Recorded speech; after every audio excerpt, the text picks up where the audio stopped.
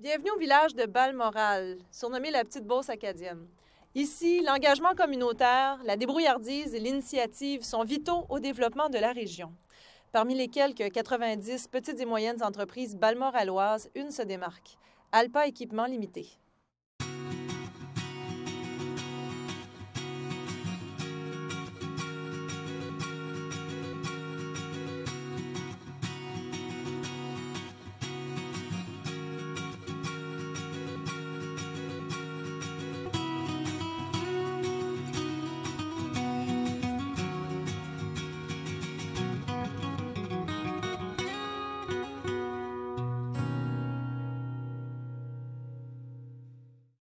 Très impliqué dans sa communauté, cet inventeur infatigable rêve constamment d'innover. Ce bon vivant, autodidacte et passionné, se démarque en créant une entreprise à succès, Alpa Équipement. Voici son fondateur, M. Armand Landry. Bonsoir, M. Landry. Bonsoir. Alpa Équipement, c'est la location et la vente d'équipements de toutes sortes. C'est bien ça? Oui. On a commencé les équipements forestiers. Après ça, plusieurs années plus tard, on a commencé un peu des machineries de construction. Et puis, on loue des machines de construction aussi, puis on en vend. Des machines même que vous prenez à l'international? Oui, il y en a qui viennent de la Corée, puis il y en a qui viennent de la Finlande. On a même puis des États-Unis, puis du Danemark, puis de la Suède. Il y a des machineries qui viennent pas mal de partout. Je pense que la compagnie, ses valeurs de base depuis le tout début, c'était du service après-vente. Nos racines sont des gens de l'industrie, des camionneurs, des gens d'usine. On comprend l'importance du service, on comprend l'importance d'avoir des pièces. J'ai une pièce à la tablette, j'en vends une par mois. On en prend deux en général, mais non, on va en mettre trois encore. Il y aura des gens, un autre de plus qui va briser pour pas les laisser en panne. C'est aller un peu plus loin tout le temps, puis toujours chercher à aller plus loin. C'est qu'on a un appel d'un client qui est qu'on appelle down, qui est bridé. Ça veut dire que ça, c'est comme un 9 ans. Ça fait n'importe quel mécanicien que je peux trouver, que je sais qu'il peut faire la job, je l'envoie là. Le service est là aussi. Le service est là. À grandeur du Nouveau-Brunswick, que tu sais à Truro, que tu sais à Fredericton, à Medston, Balmoral, il y en a à grandeur du Nouveau-Brunswick. Leur slogan est partenaire en affaires. Pour moi, mon but était d'augmenter ma productivité de 10 et par surprise, nous avons augmenté notre productivité de 40 Donc, c'est toujours des situations gagnantes avec Alpa Équipement. We're a family-based company. The owners are hands-on. Serge and Armin are involved in the business every day. It makes a difference in this business when the owners got some skin in the game, so to speak. Oui. On est correct. Avec nous autres, il est bon.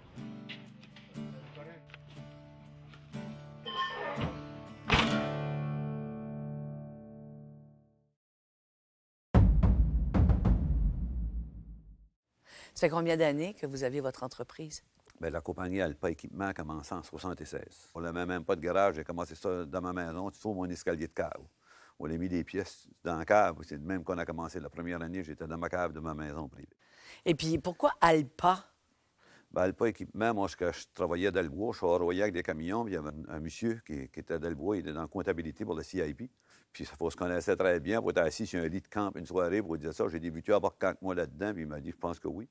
Puis là, il a dit, on va trouver un nom. Ça va se mettre à fouiller pour un nom, toi et deux. Puis j'ai dit, quoi ça ferait? ALPA. Je ne sais pas si c'est moi qui l'ai dit ou lui. On l'a dit, on l'a décollé avec ça, Alpa. Et les premiers temps, le monde riait de ça un peu parce qu'on nous autres, on allait avec des camions, on charroyait, puis ils disaient, vous allez pas, ils disaient ça Alpa ou que ça Alpa. C'est un peu ça que. C'est de même qu'on a commencé le nom Alpa. Vous êtes devenu représentant aussi pour une compagnie au Québec. Puis ça c'est tout à cause d'un souper aux morts. C'est quoi ce qui est arrivé des années après qu'on avait commencé avec les remorques à charroyer du bois? Je m'avais acheté une chargeuse, une Prentice, dans le temps. Ça, c'était en 73, je pense, 74. J'avais du trouble, puis on va pas de l'air être capable de l'arranger. Ça fait quoi j'ai fait avec ça? J'ai appelé direct à Saint-Jérôme. Puis j'ai parlé de ça, que j'avais du trouble. Puis c'était un homme, M. Don Frégeux, qui était président de la compagnie en voilà. Puis j'ai tout compté ça. Puis lui m'a parlé, où est-ce qu'il allait avoir encore du bon homard? Bien, j'ai dit, oh, le meilleur homard au monde. Bien, il dit, si tu veux, je répare ta chargeuse. Bien, monte-nous du homard. Ça fait que j'ai été, j'ai acheté du homard. J'ai pris 2 gros couleurs d'homard pour la monter en voilà dans la nuit avec la machine. Puis le lendemain, il a commencé à réparer la machine. Puis dans la soirée, dans la veillée, il y avait des représentants, des fournisseurs de machines des États-Unis dans le temps. Puis on l'a fait un beau party, pas mal arrosé à part de ça, pour avoir du fun. Puis j'ai fait une rencontre avec tous les représentants de compagnie avec les autres. C'est de même qu'on a commencé. C'est de même j'ai commencé avec du homard, moi, On a travaillé fort, on s'est amusé pas mal aussi. Ben, ça vous a servi? Oui, ça m'a servi. Puis c'est de même que j'ai commencé parce que ces gars-là, la compagnie Ford, ont descendu par chez nous parce qu'ils voulaient avoir un sous-traitant. Puis moi, ils voulaient chercher, ils voulaient connaître un peu la province. Ça fait que je me promenais avec d'autres 2 jours dans toute la province. Puis j'ai tout montré ce qu'était la province du Nouveau-Brunswick. Promoter la province, comme on dirait. Puis ça, on a été. Parce qu'ils cherchaient un sous-traitant. Puis ils sont venus 2-3 semaines après, puis ils ont dit, c'est toi qui vas être le sous-traitant. Puis moi, qui m'ont dit ça, j'ai presque ri des autres parce que ça ne m'intéressait pas. J'étais camionneur de le bois. Ça fait que je m'ai mis à parler de ça à mes chums. Puis comme il y avait un homme, Adrien Arsenault, chez nous, qui avait un moulin, il voulait une chargeuse. J'ai vendu une chargeuse, c'est de même que ça a commencé. Puis là, on a vendu une coupe de chargeuse, ça allait assez bien. Je ne sais pas si c'est que 5 mois, 6 mois ou 1 an après, une journée, on l'appelle, sur la compagnie Ford, puis il n'y a plus, c'était une enregistreuse, je ne sais pas trop quoi, la compagnie était formée. Ça fait que je ne pouvais plus avoir de machine puis de pièces. Quand j'avais monté l'humour en haut là, j'avais tout raconté, je représentais les fournisseurs des compagnies Prentice puis Hood. Fait moi, puis ils m'avaient donné le carte, j'ai appelé ces gars-là. J'ai pu parler, puis je les ai dit ça, qu'est-ce qui va arriver. J'ai monté là avec des lettres de référence, puis préparé. Puis c'est de même que j'ai eu la franchise Prentice puis Hood. C'est de même qu'on a commencé, après ça, on avait les franchises directes. On faisait affaire directe avec les manufactures. C'est le même qu'Alpa qu'on a commencé pour. Well, I've known Armin for probably 20 years. Very hands-on, been in the business for a lot of years. Started out as a customer at the side of the parts counter and knew what it meant to not have parts available and services available and all the stuff that was behind it that was broke down because of it. People waiting, paychecks. That was what he based the business on and looking for that and the way it went from there. C'est la même chose si tu bâtis une grosse bâtisse. Puis d'un coup, ça ne marche pas, tu es pris avec une grosse bâtisse. Je pense qu'il y a 29 rallonges ici là, à Balmoral. Là. Ça fait que la culture de la compagnie est vraiment là, commençons plus petit puis grossissons au lieu de juste venir gros puis tomber. Alors c'est juste y aller par étapes. Ça s'appelle ça des risques calculés. Ça n'a pas arrêté? Non, ça n'a pas arrêté. Depuis, je veux dire, vous avez combien de succursales? Vous n'avez ouvert de 89 à 2000, Fredericton, Edmundston, Truro. Ils s'enlignaient plus pour d'autres choses. Le monde, on commençait à venir acheter des chargeuses, puis on faisait de l'installation, on faisait de la mécanique pour plus de monde. C'était plus un pour la compagnie, on en faisait pour d'autres extérieurs. On essaye de s'ajuster. C'est sûr qu'avec chez Alpa Équipement, on vend les équipements, mais on a aussi la compagnie de fabrication qu'on est capable de modifier, améliorer, faire de l'engineering pour répondre aux besoins des clients. C'est sûr, chaque client a ses demandes spéciales ou des besoins spéciaux. Donc, lorsque c'est possible, on va tenter de créer une solution pour s'assurer qu'on a la meilleure option ou la meilleure modification possible pour répondre à son problème ou à son besoin. En moyenne, on aurait à peu près 60%, 70% de nos clients viennent directement d'Alpa Équipement comme tel. Puis aussi, on appelle en anglais des walk-in. On a des gens locaux qui viennent faire des petites réparations ici là, de différentes composantes. Tout récemment, on a pris une excavatrice Hyundai, on a enlevé la cabine, on a surlevé la cabine d'à peu près 5 pieds pour permettre à l'opérateur d'avoir une meilleure visibilité. Donc, on trouve des solutions. Là. On est très créatif à le marché, puis qui nous met aussi très polyvalent. Et maintenant, la Landridge. Conçu et assemblé par Alandry Fabrication Limitée, ce chef-d'œuvre d'ingénierie est la première multifonctionnelle à chenilles dédiée à l'abattage et au façonnage en bois court. Vous êtes un inventeur et c'est parce que vous avez inventé, c'est en 2005. Oui. Elle s'appelle la Landridge. Oui. Qu'est-ce qu'elle fait exactement? En français, c'est une multifonctionnelle. En anglais, on appelle ça un processeur. Ça va dans le bois, ça abat l'arbre, ça débranche, puis ça le coupe en longueur qu'on le veut. C'est tout automatisé. Ça fait de l'ouvrage. C'est une machine qui est pas mal l'une des plus avancées au monde. On n'avait pas de machine à track, puis ça tracassait Armand de construire une bonne machine. On a parlé avec Serge, puis on a décidé de construire une machine, là, qui est présentement une machine, je pense, qui fait l'envie à ben du monde. C'est ça, donc nous, on a fait une machine vraiment unique et on a mis beaucoup d'efforts sur l'agrandissement de l'habitat de travail de l'opérateur. Puis ça se voit vraiment au niveau du volume qu'on lui a donné pour augmenter la productivité et aussi la visibilité des opérations.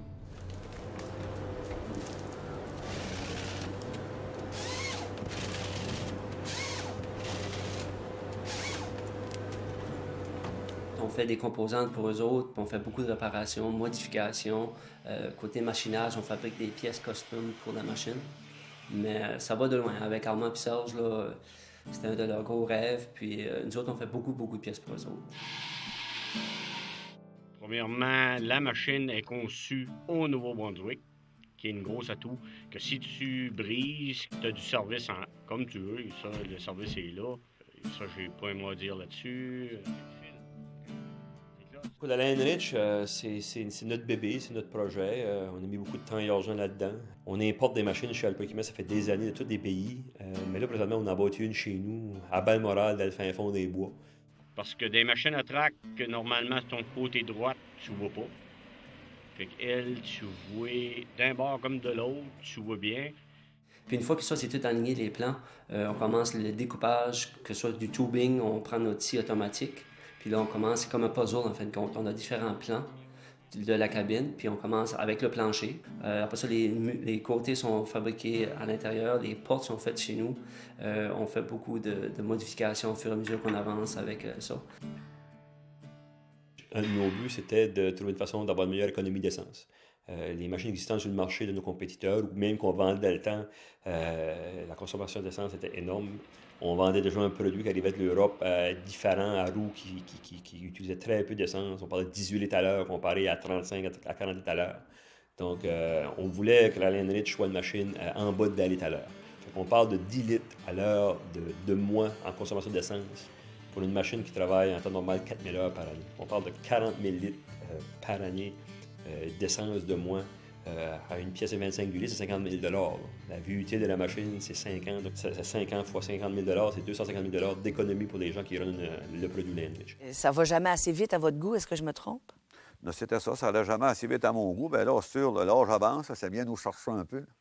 On a plus 20 ans. Bien, j'aime ça encore. Puis là, j'en relève. J'ai Serge puis Linda qui est en arrière pour une gang d'employés qui est extraordinaire aussi. Il n'y a pas que nous autres. Les employés ont beaucoup travaillé là-dedans. On a des très bons employés. Mon but est toujours de prendre la relève de mon père, donc c'était pour moi l'opportunité. C'est sûr que je n'avais pas l'expérience, donc je devrais l'acquérir sur le chantier. J'avais grandi dans l'entreprise, j'avais quand même une notion d'un peu de tout. J'avais fait 2 ans et demi en administration des affaires qui me donnait quand même une certaine notion de bagage. Mais j'avais aussi piqué avec mon père, que ce soit par les soirs, par les fins de semaine, dans mes vacances d'été. Même si j'avais 20 ans, je n'étais pas un jeune de 20 ans qui arrivait sur le marché du travail. J'avais été élevé dans l'entreprise, donc j'avais déjà été impliqué dans l'usine. J'avais un ordre de grandeur. Je n'étais certainement pas un gestionnaire d'expérience, mais j'ai dû développer ces qualités ou ces talents-là sur le chantier, là, le plus rapidement possible. On va jaser, on va se conseiller ensemble. Bien, il va demander des conseils aussi. Bien, je ne suis pas sûr qu'il a besoin de moi encore. Il peut pas mal tout faire ça tout seul. Mais ça doit vous faire plaisir quand il vous demande conseil. Oui, c'est le fun quand il demande conseil. Oui. Puis c'est sûr qu'on a fait des erreurs, mais mon père est une personne qui a toujours fait confiance à la jeunesse. Jamais que j'ai ressenti que mon père avait un doute sur nos compétences. Il nous donnait full confiance, puis on avançait, puis on fait des erreurs, on les corrigeait, puis nous supportait. Quand tu es tout seul, pas tout seul, mais quand tu es jeune de même, on a le cœur gros, on veut bien faire, on veut prouver qu'on fait bien, surtout quand on est le garçon du patron. Donc, on travaillait dur, puis on a réussi. Ah ben, on passe beaucoup de temps ensemble, c'est sûr. Qu'on va dîner, qu'on va souper en famille, on parle toujours de business. C'est plaisant, par exemple, parce qu'on rencontre beaucoup de monde. Chaque fois que mon père rencontre du monde, mais il vient nous les présenter. Il dit « ça, c'est mon garçon, puis ça, c'est ma petite fille ». Moi, j'ai 2 filles. J'ai Linda, là, qui est en charge de la comptabilité. Puis comme j'ai dit à Serge, il ne faut pas qu'elle en parle parce qu'elle est très bonne. Puis il y a plus que ça, de toutes mes affaires personnelles que j'ai pas chez nous, de côté même, elle s'occupe de tout. Je veux dire, c'est pas mal un bras douette pour moi, Linda, elle aussi. C'est précieux, ça? C'est précieux, ça, oui. Linda, là, est très, très bonne pour nous autres. Souvent, mais on a 6 petits garçons ici, puis quand je vais souper à la maison, mon petit dit « Ah, maman, on a eu une nouvelle machine. Ah, ils ont mis une tête sur cette machine-là. Ah, elle est partie. » Moi, vraiment, là, je les vois sur papier, mais dans la cour, je les remarque pas tout le temps. Moi, on a commencé tout petit, nous autres aussi. Bien, ça grossit. Bien, ça a été pas mal dur des bouts pour nous autres ici. On l'a fait comme le jeu de serpent. J'ai monté l'échelle souvent, puis j'ai retombé de nouveau. Il faut terriblement être persévérant. Il ne faut pas lâcher. C'est la persévérance. Il y a quelqu'un qui me disait une journée, tu as le droit de te décourager, mais tu n'as pas le droit de lâcher. Aujourd'hui, on a quand même 24 ans de fête. Moi, j'ai 24 ans de fête. J'ai ma soeur avec moi qui... je pense qu'on est sur le bon chemin. Je pense que ça va bien. Je pense que la relève va être en bonne main après Serge. Puis le but à Serge, vraiment, c'est de mettre la compagnie dans une situation financière pour que les jeunes peuvent prendre une compagnie en santé aussi. C'est un grand-père très dévoué pour ses petits-enfants. Et puis même avec son horaire très chargé, il trouve toujours le temps pour les gâter. Les petits-enfants l'aiment beaucoup. Puis mon père, il disait toujours, longtemps passé, j'espère d'avoir des petits-enfants avant de mourir. Mais à cette heure, avec les 6 petits-enfants, il dit, Mais tu sais, ces enfants, je pense, eux autres, ils vont me faire mourir. Nicolas, lui, c'est un manuel. C'est plus d'après moi, c'est un peu plus manuel. Il aime les machineries, conduire toutes les machineries. C'est un gars qui est très, très hyper. Il parle vite. Il tient de son pays un peu, je pense, de Serge. Ben, j'ai aux pièces les soirs, j'ai au service le matin, j'ai au garage, laver le garage le samedi, puis j'ai le dépanneur à tout le monde. C'est le vie, Alpa. Ça travaille tout sur Alpa, ça chauffe toutes des machines. Puis ils sont un peu le système comme moi, là. Moi, j'ai rendu à 68 ans, puis si je ne travaille pas une journée, je me sens coupable. L'autre matin, il y a un petit gars qui me dit, grand-papa, il dit, il y avait près samedi off avec l'école commence, là. Puis il dit, j'ai pas rentré travailler, puis ils sont occupés sur Alpa, puis je me sens coupable. Ben, j'ai dit, j'ai rendu à 68 ans, puis je me sens encore coupable. Moi aussi, ça fait, c'est ça que ça fait.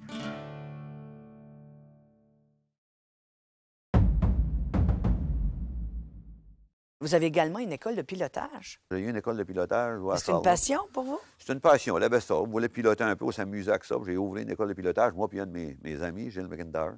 On a eu ça une quinzaine d'années, je dirais, pour la former ça après. Puis là, il y en a d'autres qui ont pris ça, c'est eux qui s'occupent de ça. Mais vous pilotez un avion? Oui, je pilotais un avion, oui. Il y avait un aéroport chez nous. Moi, j'ai mis au monde, on appelait ça Moncton Brook. À ce c'est Charles Lewis. Il a bâti une petite piste d'atterrissage parce qu'il arrosait pour le bourgeon d'Épinette. Oui. Puis mon père, après qu'il avait été malade, tout ça, il a pogné une job là, il était gardien de sécurité. Puis nous autres, on passait notre temps à l'aéroport. J'ai pogné le goût des avions là, je pense. Puis quand j'avais une vingtaine d'années, j'ai été, il donnait des cours à Charlot, j'ai été pour prendre le cours. Bien, c'était tout en anglais dans le temps. Puis j'avais pas été à l'école beaucoup. Pour lui, il y avait trop de livres, j'ai joué de lâcher. Puis j'ai commencé ça parce qu'un de mes chums, Gilles McIntyre, avait pris son cours, puis il me poussait pour prendre le cours. Ça pour s'acheter un petit avion de nous deux, puis c'est de même que j'ai pris le cours de pilote d'avion. C'est important, les amis, hein? Oui, c'est important, les amis. C'est ça qui a fait ma vie. Moi, c'était mon succès, moi, des amis. Parce que j'ai commencé ces compagnies-là, moi, puis je pense pas que, comment je te dirais ça, je veux pas m'abaisser, bien, mon intelligence n'était pas si forte que ça. Bien, à tout coup, j'avais besoin de lire, j'appelais du monde, des amis ou des chums, puis tout le monde m'a aidé. Il y a un gars qui me disait une journée, je peux pas voir comment est-ce qu'un innocent comme toi peut runner une compagnie. Bien, je disais, c'est avec des gars smart comme vous autres que je la run. C'est vous autres qui m'aident. Moi, si j'avais besoin de lire, j'appelais partout. Puis tout le monde t'aide. Aujourd'hui, moi, je dis c'est un succès d'une compagnie, ça. T'appelles, ça peut être un ami ou n'importe qui a des connaissances. Si tu l'appelles et tu demandes de la formation, moi, je dis tout le monde veut t'aider. Ça a été beaucoup de succès dans ma compagnie, moi, de demander de l'aide à d'autres mondes. En reconnaissance de l'apport communautaire de notre grand bâtisseur cette semaine, M. Landry, le gymnase de l'École Mosaïque du Nord porte son nom. Qu'est-ce que ça vous a fait quand vous avez su la nouvelle? Bien, je me demandais la question qui m'a dit la nouvelle, parce qu'il n'y a pas un que moi qui a fait de quoi dans la communauté. Il y a beaucoup d'autres mondes, je pense, peut-être qu'il aurait mérité plus que moi. Bien, je vais dire, c'est mon nom qui a sorti, ça fait que j'ai accepté. Bien, il y a beaucoup de monde dans la communauté à Belmoral aussi, puis des entourages qui ont fait beaucoup de bénévoles, puis qui ont fait beaucoup d'affaires pour s'occuper des jeunes. Pas avec des jeunes de toutes sortes d'affaires. Ce qui caractérise le plus, c'est sa générosité. Il est toujours prêt à aider tout le monde, que ce soit n'importe qui, que ce soit en temps, en argent, en service. Il est toujours là pour les aider, puis souvent dans l'anonymat. Oh, ben ça, je suis sûre que vous avez des idées. Est-ce que vous partagez vos idées avec votre fils? Ah oui, on parle beaucoup, moi puis Serge, puis on se contacte beaucoup. On se donne des idées. Bien, Serge a des bonnes idées aussi, là, je veux dire. Il a le feu de l'avant, lui aussi. Là. OK, merci. Je suis l'autre ligne, je te parle tantôt. Mais c'est sûr que, premièrement, je m'ai construit juste l'autre bord du chemin d'entreprise. Je peux me permettre, si j'allais faire une commission en ville, soit d'amener ma femme et mes enfants avec moi. Donc, j'ai réussi sans avoir passé de la quantité de temps avec mes enfants, mais j'ai quand même passé de la qualité de temps avec mes enfants et ma famille et ma femme.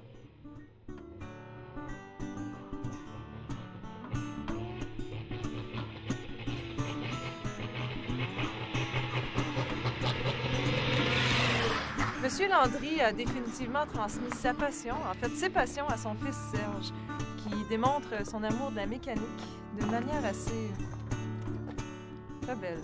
2 ans passés, il y a un de mes amis qui s'est lancé dans des projets de faire des rat rods. À un moment donné, il m'a approché si on voulait faire un rat rod ensemble. Une machine avec un rat rod avec un moteur diesel. On a pris un vieux Ford des années 50, vieille cabine, ça a été choppé pour la mettre plus bas.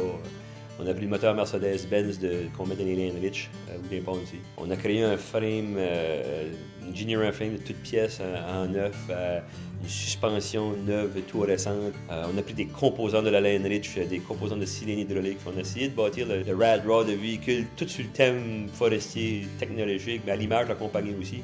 Pour se faire un jouet, une bébelle, pour montrer nos capacités à être créatifs.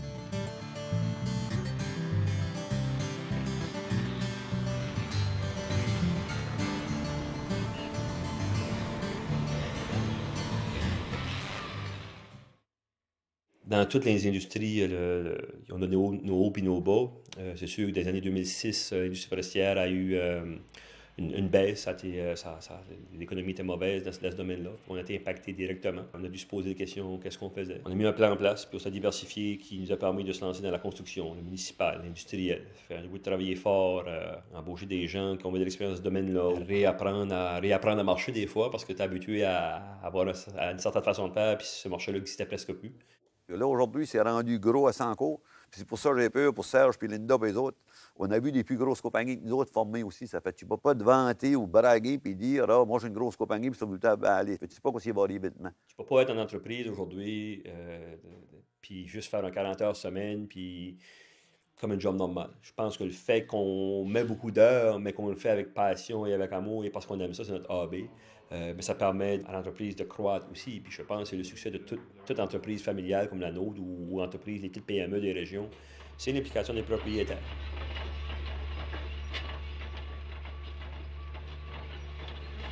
Moi, je ne comprends pas pourquoi c'est qu'on ne fait pas plus de machines au Nouveau-Brunswick. On pourrait faire beaucoup plus de production. Moi, je pense que c'est l'avenir de la province. Si on veut développer la province, les moulins à papier sont partis. Ça fait bâtir nos machines. Près des loadrooms qu'il y a là, Hyundai, ça vient de la Corée. Avec les outils qu'on a ici, avoir les moyens, on peut tout manufacturer ça ici. Ils se vendent combien de loaders par année au Nouveau-Brunswick, puis les maritimes, puis combien de chargeuses, puis il y a toutes sortes d'affaires qui se font. C'est tout de quoi. Un coup, tu fais une machine de même, tu peux tout faire le reste. Qu'est-ce qui vous rend le plus fier? Je ne le sais pas. On dirait que tu as tout ça, tu ne vois pas ça. Je veux dire, moi, j'ai 3 enfants, puis ma famille, mes petits-enfants, ça pourrait plus apporter dans la vie qu'il y a pas. On va pas des restaurants, là. On va au chalet pour faire du humour. Pas tout ce qu'on raconte du monde. Ils nous connaissent de cette manière-là. Ils ont mangé du humour chez nous. Ça a même des gros mondes là-dedans. Puis après ça, il y en a qui disent des fois, t'as une grosse compagnie, ben pour moi, c'est pas gros. Tu as commencé ça tout petit, puis ça grossit, puis je vois pas ça. Je vois pas ça gros. Là, moi, je vois ça normal. D'une grande humilité. Vous n'êtes jamais à court... Je dis, moi, j'étais un rêveur. Quand j'ai rêvé de petit gars, c'est ça qu'il faut aujourd'hui que je pense. Je veux dire, j'étais un rêveur. Oui? Vous avez rêvé? Je sais que de l'argent, et ça n'en prend de l'argent, mais j'ai jamais pensé de faire de l'argent. Je pensais pas d'avoir des millions en banque. Je pensais d'avoir quand j'avais des camions, j'aurais aimé avoir 100 camions. Tout ce que ça nous prouve, c'est que vous êtes un homme qui est aimant, aimé, d'une grande humilité et d'une grande intelligence. Merci beaucoup, M. Landry. Merci.